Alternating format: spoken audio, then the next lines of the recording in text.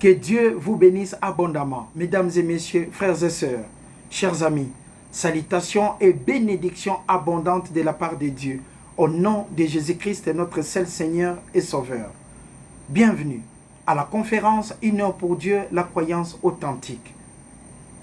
Je suis votre bien-aimé, Monsieur Guy Ambangito de Baba Motiga. Aujourd'hui, nous allons rendre disponible un enseignement qui est long. Voilà pourquoi nous allons sectionner ça en deux parties.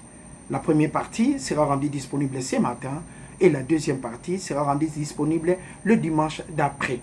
Mais vous allez remarquer à la fin, vous n'aurez pas au revoir. Je ne vais pas dire au revoir, ni avec joie et simplicité de cœur. Ça sera le dimanche d'après.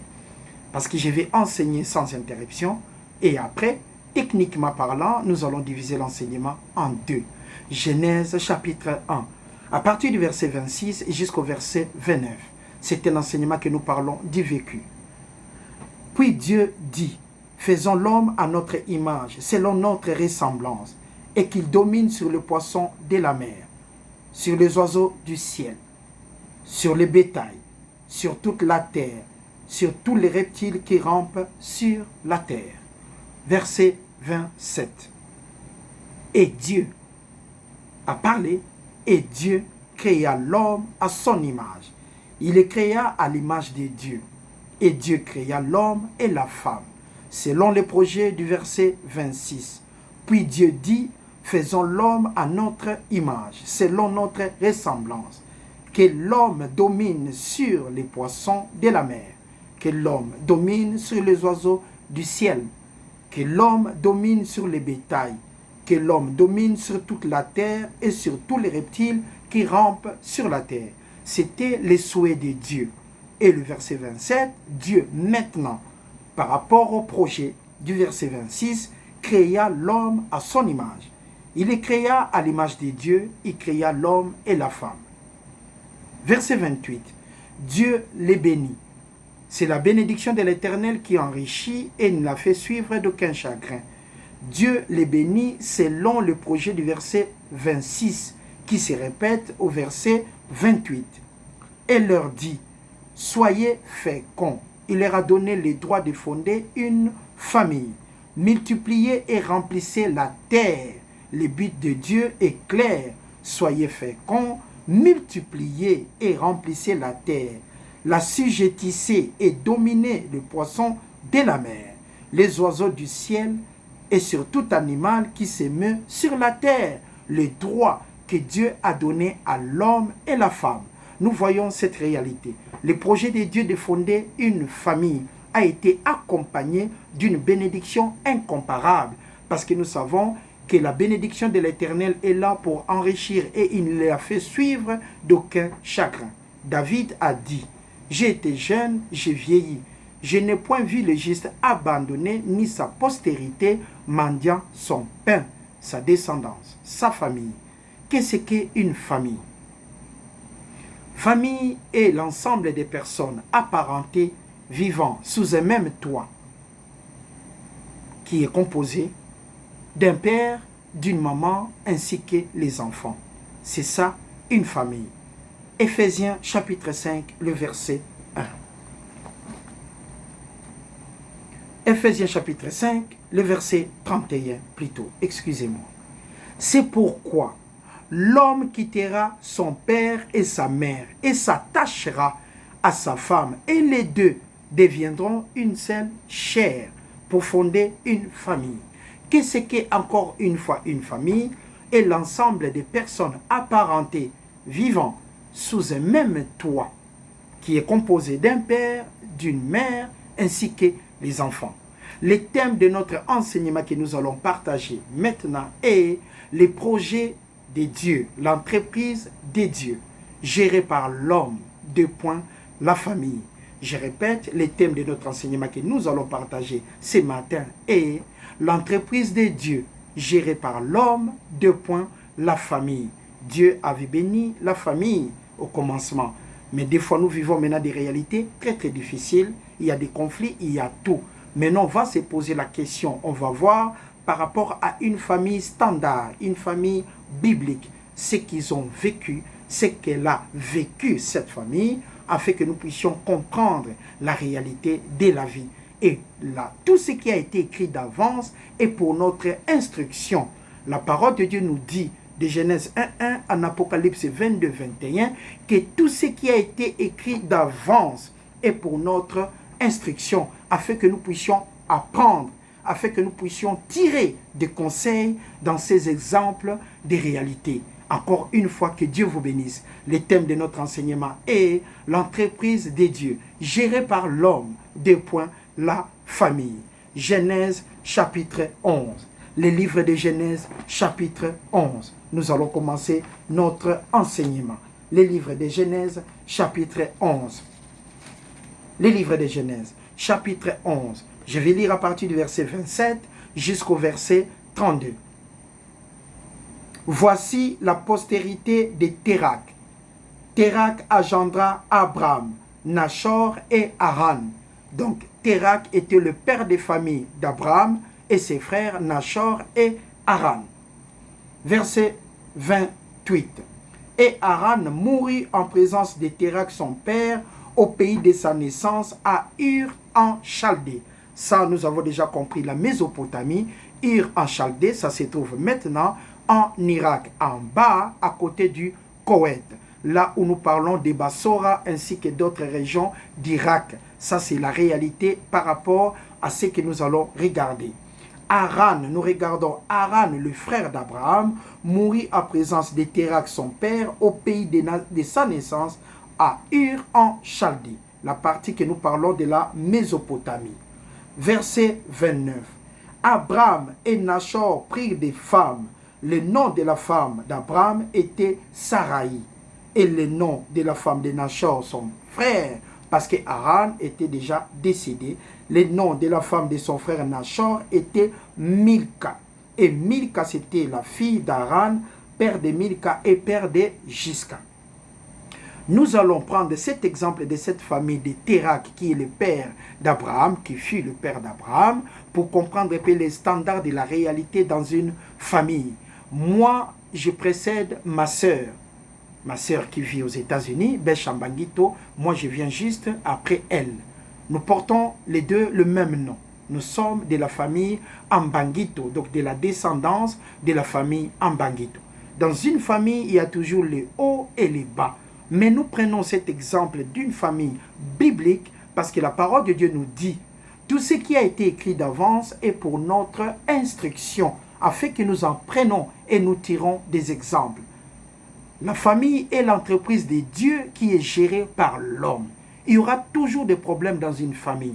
Mais qu'est-ce que nous allons prendre comme attitude pour avoir une idée de la réalité? Voilà pourquoi nous prenons cet exemple. L'enseignement est vraiment long, mais nous allons apprendre tellement de choses dans une famille. Genèse chapitre 12. Nous allons commencer à partir du verset 1 jusqu'au verset 5. L'Éternel dit à Abraham, va-t'en de ton pays, de ta patrie et de la maison de ton père, dans le pays que je te montrerai. Je ferai de toi une grande nation, une grande famille. Je te bénirai, je rendrai ton nom grand et tu seras une source de bénédiction. Je bénirai ceux qui te béniront et je maudirai ceux qui te maudiront. Et toutes les familles de la terre seront bénies en toi. Nous sommes bénis en avance.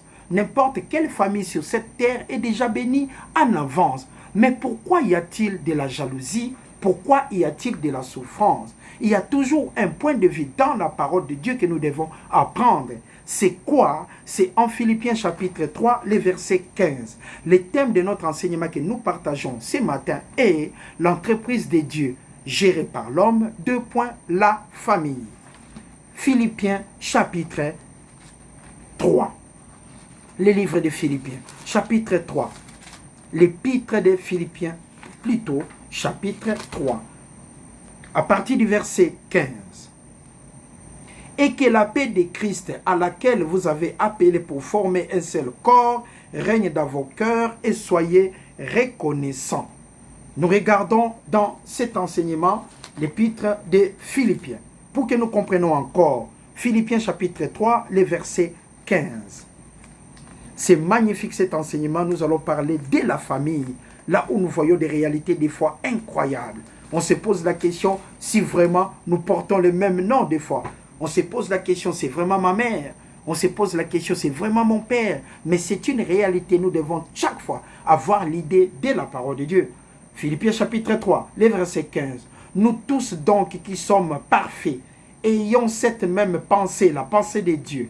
Et si vous êtes à quelque point de notre avis, s'il y a contradiction, comme ça se fait toujours dans chaque famille, la parole de Dieu nous dit, dans ces points-là, dans ces cas-là, Dieu vous éclairera aussi là-dessus. Il y a toujours quelque chose à s'attendre quand Dieu donne son avis. Et dans la famille, il y a toujours de la contradiction. Regardons cette idée pour comprendre la réalité de la famille de Térak, le papa d'Abraham. Chapitre 12 de Genèse, à partir du verset 1, je recommence. L'Éternel dit à Abraham, va-t'en de ton pays, de ta patrie et de la maison de ton père dans le pays que je te montrerai. Je ferai de toi une grande nation. Je te bénirai. Je rendrai ton nom grand et tu seras une source de bénédiction. Je bénirai ceux qui te béniront et je maudirai ceux qui te maudiront. Et toutes les familles de la terre seront bénies en toi. Donc toutes les familles de la terre, nous sommes déjà bénis d'avance. Et Dieu n'est point un homme pour mentir. À chaque problème, nous allons mettre toujours dans nos intelligences. Dieu nous éclairera. Verset 5. Abraham prit Sarai, sa femme, et Lot, les fils de son frère, qui, Haran, avec tous les biens qu'ils possédaient et les serviteurs qu'ils avaient acquis ou à Charan, ils partirent pour aller dans le pays des Canaan et ils arrivèrent au pays des Canaan. On va faire marche arrière pour comprendre, parce qu'ils sont arrivés à Charan qui se trouve actuellement en Turquie. Quand ils sont arrivés là-bas, ils ont vécu et le moment. Et c'est là où le père d'Abraham décéda. À partir de là-bas, Dieu dit à Abraham, quitte ta patrie, quitte le pays de ton père, quitte ta patrie et va là où je t'envoie. Tu seras béni et toutes les familles de la terre seront bénies en toi. Toutes les familles de la terre seront bénies à toi. Et Abraham a obéi. Abraham partit comme l'Éternel le lui avait dit, mais il n'a pas oublié son neveu, Lot. Il partit avec Lot. Abraham était âgé de 75 ans, 75 ans, lorsqu'il sortit de Charan, lorsqu'il quitta la Turquie, la partie de la Turquie. Abraham a pris avec lui Sarai, sa femme, et Lot, les fils de son frère, Haran, avec tous les biens qu'ils possédaient et les serviteurs qu'ils avaient acquis à Charan. Ils partirent pour aller dans le pays des Canaan. Donc Abraham, même au moment de départ, il pensa à Lot, parce que le père de Lot n'était plus là, il n'était plus en vie, et c'était Haran, et Lot était son neveu. Abraham ne pouvait pas abandonner son neveu. La famille, nous voyons l'importance d'une famille. Il a pris Lot avec lui. Regardons la suite. Genèse chapitre 13. Bienvenue à la conférence Une heure pour Dieu, la croyance authentique. Le thème de notre enseignement est l'entreprise de Dieu, gérée par l'homme. La famille. Genèse chapitre 13, du verset 1 au verset 14. Abraham remonta vers le midi, lui, sa femme et tout ce qui lui appartenait. Et Lot était encore avec lui. Abraham était très très riche en troupeaux, en argent et en or qu'il avait acquis depuis Charan. Il dirigea ses marches vers midi jusqu'à Bethel, jusqu'au lieu où était sa tente au commencement, entre Bethel et Haï. Nous voyons cette réalité pour comprendre. Lot qui voyageait avec Abraham avait aussi des brebis et des bœufs et des tentes. Et la contrée était tellement insuffisante. Donc après l'entrée d'Abraham en Égypte, parce qu'il y a eu de la famine, c'est là où maintenant Pharaon avait demandé à Abraham de quitter l'Égypte avec lui et tout ce qu'il possédait, sa famille, ses bétails, toutes les richesses qu'Abraham possédait. Maintenant, en sortant de là, Lot qui voyageait avec Abraham avait aussi des brebis, des bœufs ainsi que des tentes. Et la contrée, donc la partie, l'entité était insuffisante pour qu'ils demeurassent ensemble, car leurs biens étaient si considérables qu'ils ne pouvaient même pas demeurer ensemble. Lot était le neveu d'Abraham. Abraham était son oncle. Maintenant, la réalité nous prouve ici. Dans la famille, quand chacun prend une autre direction, ça ne signifie pas la division. Mais chacun pourrait mener sa vie, fonder sa famille. C'est les droits que Dieu a établis sur cette terre. C'est une réalité. Moi, je vis aujourd'hui ici en Suisse, mais ma grande sœur vit aux États-Unis et une partie de ma famille vit à Kinshasa. Ça ne signifie pas la division. La famille n'est pas sectionnée. C'est tout simplement chacun a les droits de fonder sa famille. C'est la volonté de Dieu que chacun puisse fonder sa famille. C'est une réalité. Mais ça ne signifie pas la division ou soit des querelles. Regardons. Car leurs biens étaient tellement considérables qu'ils ne pouvaient pas demeurer ensemble. Il y eut quelques querelles entre les bergers des troupeaux d'Abraham et les bergers des troupeaux de Lot. Donc, entre les bergers des troupeaux d'Abraham et les troupeaux de Lot, il y a eu quelques querelles. Les Cananéens et les Phérésiens habitaient alors dans les pays. Et Abraham maintenant a dit à Lot, qu'il n'y ait point, je t'ai pris, de disputes entre toi et moi, ni entre mes bergers ainsi que tes bergers, car nous sommes frères, nous sommes de la même famille, nous sommes issus de la descendance de Térak, qu'il n'y ait pas de problème entre toi et moi. Pourquoi? Parce que les bergers d'Abraham ainsi que les bergers de Lot commençaient déjà de querelles. Il y avait déjà une situation très très compliquée.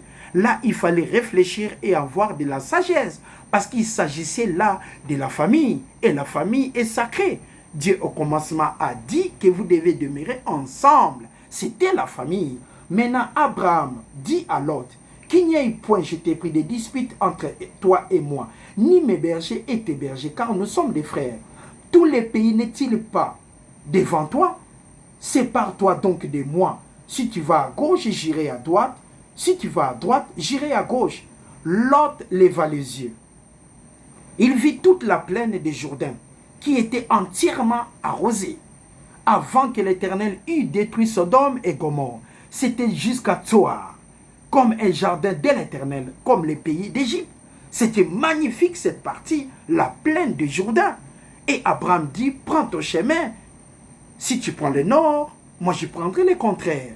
Ce n'était pas une division physique pour toute une famille, ou bien que la famille ne s'attendrait plus. Non, Abraham a proposé la paix.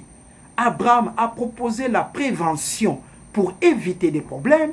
L'autre devait se diriger soit à gauche ou à droite pour éviter des problèmes parce qu'ils sont frères. Le but d'Abraham, à la fin, il a dit, nous sommes frères. On ne peut pas se diviser, on ne peut pas se quereller. On ne peut pas créer des problèmes parce que nous sommes frères. Le but d'Abraham, c'est pour éviter des problèmes, sachant qu'ils étaient frères. La famille, l'entreprise de Dieu gérée par l'homme. 2 points, la famille.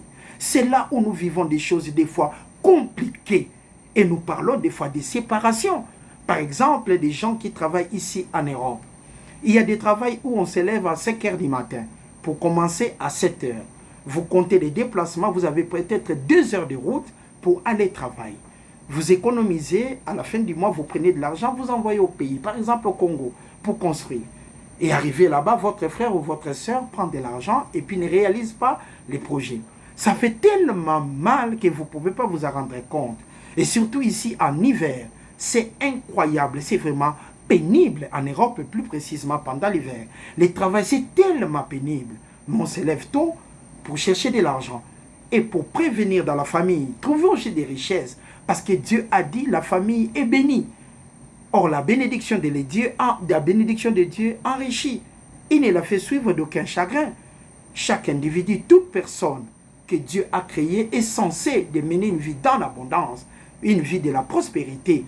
Mais nous avons souvent des problèmes qu'on a trouvés dans une famille qu'on doit régler. Abraham a donné son point de vue à Lot pour éviter des problèmes. Ce n'était pas la division, scinder la famille, mais c'était pour prévenir, parce qu'à la fin, il a dit, nous sommes frères et que nous devons fonctionner ensemble. On doit prévenir n'importe quel problème dans une famille. La famille, mes bien-aimés, la famille, c'est là où il y a toutes sortes de problèmes que nous devons régler. La famille, la réalité présente, la famille, un endroit incroyable, mais c'est une entreprise de Dieu. Mais comme c'est géré par l'homme, il y a toujours la corruption. Comme c'est géré par l'homme, il y a toujours de la jalousie. Comme c'est géré par l'homme, il y a toujours des problèmes. Mais Dieu a dit, si vous êtes dans une situation compliquée, sachez-le que Dieu vous éclairera. Que Dieu vous bénisse. Bienvenue à la conférence 1 heure pour Dieu, la croyance authentique. Et Lot se sépara d'Abraham. Mais Abraham, là où il était resté, il regardait toujours la vie de son neveu. Jusqu'à tel point, quand il a été attaqué par d'autres rois, Abraham s'est rendu pour les défendre. La famille, mes bien-aimés, la famille est tout simplement sacrée. Mais des problèmes que nous vivons aujourd'hui, ça a déjà existé. Parce que tout ce qui a été écrit d'avance dans la Bible est pour notre instruction. Genèse chapitre 27. Genèse chapitre 27. Les livres de Genèse chapitre 27. Que Dieu vous bénisse abondamment. Les livres de Genèse chapitre 27. Nous allons commencer à partir du verset 1. À partir du verset 1. Isaac, le fils d'Abraham, devenait vieux et ses yeux s'étaient affaiblis au point qu'il ne voyait plus. Alors il appela Ésaü, son fils aîné, et lui dit, « Mon fils », il lui répondit, « Mais voici. » Isaac dit, « Voici donc, je suis vieux. Je ne connais pas les jours de ma mort. Maintenant donc, je t'ai pris, prends tes armes, ton carquois et ton arc, va dans les champs et chasse-moi du gibier. » Ésaü, c'était un grand chasseur. « Fais-moi un mets comme j'aime et apporte-le-moi à manger, afin que mon âme te bénisse avant que je meure. » Isaac avait lancé un projet pour bénir son fils aîné, Ésaü. Verset 5. Rebecca, la femme d'Isaac. Rebecca, la femme d'Isaac, comme nous voyons ici selon la parole de Dieu, écouta ce qu'Isaac disait à Ésaü, son fils. Et Ésaü s'en alla dans les champs pour chasser du gibier et pour rapporter. Rebecca, qui était la sœur de Laban. Ici, nous parlons maintenant de la descendance de Nachor. Térak engendra Abraham, Nachor et Haran. Haran mourut à Ur, en Chaldée. Térak mourut à Charan, en Turquie. Et là, nous parlons de Nachor, la descendance de l'autre frère d'Abraham. Le père de Rebecca ainsi que Laban, donc dans cette famille-là, nous parlons de Bethuel. Bethuel qui était la descendance de Nachor. Et Rebecca, c'était la femme de Isaac. Elle a attendu. La mère a attendu les projets de papa pour bénir son fils qui était l'aîné de la famille. Écouta ce qu'Isaac disait à Ésaü, son fils. Et Ésaü s'en alla dans les champs pour chasser du gibier pour les rapporter. Puis Rebecca, la maman d'Ésaü ainsi que de Jacob, dit maintenant à Jacob, son fils, « Voici, j'ai attendu ton père qui parlait ainsi à Ésaü et ton frère. » C'est quand même incroyable. Une maman peut avoir 8, 9 enfants dans une famille. Mais croyez-moi, mesdames et messieurs, il est pratiquement impossible de diviser le cœur en 9 parties pour aimer tes enfants pareil. C'est pratiquement impossible. On ne peut pas aimer Guy de la même manière, aimer par exemple ma sœur Bêche, on ne peut pas aimer mes autres sœurs Solange et les autres. Ma mère ne peut pas l'accomplir. C'est pratiquement impossible. C'est pour cela dans chaque famille, des fois on dit qu'il y a de l'injustice, il y a des équilibres, parce que nous sommes des humains. Le thème de notre enseignement est l'entreprise de Dieu gérée par l'homme. L'entreprise de Dieu gérée tout simplement par l'homme. 2 points, la famille. L'entreprise de Dieu, c'est la famille, mais c'est géré par l'homme. Quelle est la maman? Quelle est la maman qui peut diviser son amour en 9 parties et aimer tout le monde pareil? Des fois, c'est difficile. Moi, dans ma propre famille, j'ai vécu cela, mais c'est une réalité. On ne peut pas condamner, c'est une réalité. Dans d'autres familles, je pense, vous pouvez aussi avoir ce genre de situation. Vous dites à votre mère qu'elle est beaucoup plus réaliste par rapport à ta sœur ou ton frère. Elle protège beaucoup plus ton frère ou ta sœur. C'est souvent ce genre de choses que nous vivons. Il y a des gens qui ont envoyé, par exemple, de l'argent au pays, arrivé là-bas. La maman partage même en complicité l'argent avec son frère ou sa sœur là-bas. C'est des problèmes que nous vivons. C'est pratiquement incroyable d'imaginer cela. Mais nous voyons cet exemple. Tout ce qui a été écrit d'avance est pour notre instruction, afin de comprendre que les problèmes qu'on a aujourd'hui, c'est des problèmes qui existaient déjà en avance par rapport à d'autres réalités. Mais dans tout ça, Dieu nous dit, il va nous éclairer pour que la paix puisse régner. Parce que le but de Dieu, c'est la paix dans une famille. Or, pour avoir la paix dans une famille, tout doit être équilibré. Et pour équilibrer tous les enfants dans la même famille, c'est une mission difficile. Voilà pourquoi cette entreprise est l'entreprise de Dieu. Mais il y a des problèmes parce que c'est géré par l'homme. Mais à la fin, c'est Dieu qui gagne. La paix finit toujours par s'accomplir quand on a de la compréhension. Nous regardons cela. Même Rebecca, la maman, qui ose trahir Ésaü, qui est aussi son fils, aîné de la famille. Il dit à Jacob, son fils, j'ai attendu ton père qui parlait ainsi à Ésaü, ton frère. Apporte-moi du gibier et fais-moi un mets que je mangerai et je te bénirai devant l'Éternel avant ma mort. Maintenant, mon fils, écoute ma voix. C'est Rebecca, qui est la sœur de Laban, la descendance de Nachor. Le père était Bethuel, qui parle comme ça à son fils Jacob pour retrancher la bénédiction de son fils Ésaü. C'est incroyable, n'est-ce pas, quand vous regardez cela. Parce que c'est la maman de ces deux enfants. Mais la maman a apporté quelque chose de déséquilibre. Comment on peut imaginer cela? Si on se pose cette question, on dit aujourd'hui dans nos familles, il y a des problèmes, il y a des querelles. Ça, c'est normal. Nous regardons cela. Mais la parole de Dieu nous dit, la paix finit toujours par gagner. Il y a de la jalousie et de la haine. Et pourtant, quand on était des enfants, il n'y avait pas de problème. L'amour régnait. Maintenant, nous sommes des adultes. C'est la séparation totale. Parce que pourquoi? Parce qu'il n'y a jamais de la prévention et que la parole de Dieu n'est pas la base. Quand la parole de Dieu n'est pas la base dans une famille, nous finissons comme ça. Ou même l'enfant peut réclamer ses droits. Je me souviens quand mon père est rentré du travail, on disait tous là, comme des enfants, on disait papa aïe, parce que le père vient d'arriver. Pourquoi on criait cela? Parce qu'il y avait toujours un paquet avec lui. Et tout le monde sait que papa a porté ses paquets pour ses enfants. On était contents et on attendait l'ouverture de cet emballage pour avoir des chocolats, des bonbons. À ce moment-là, papa était bon. Papa était parfait. C'était un père sans défaut.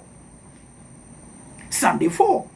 Mais aujourd'hui, tous les bienfaits de mon papa, moi je me souviens de ça maintenant presque. La plus grande partie, je me souviens de ça maintenant. Mais mon père est déjà enterré. Je ne peux plus faire marche arrière. Même si avant sa mort, mon père m'a béni. Mais je me souviens encore de ces bienfaits. Quand j'étais enfant encore, maintenant, quand on criait papa aïe, il ouvrait l'emballage, il y avait des bonbons. C'était le papa parfait du monde. Mais pour trouver les défauts de mon père, on était rapide, on trouvait les défauts de mon père. Parce que pour faire des devoirs, il insistait.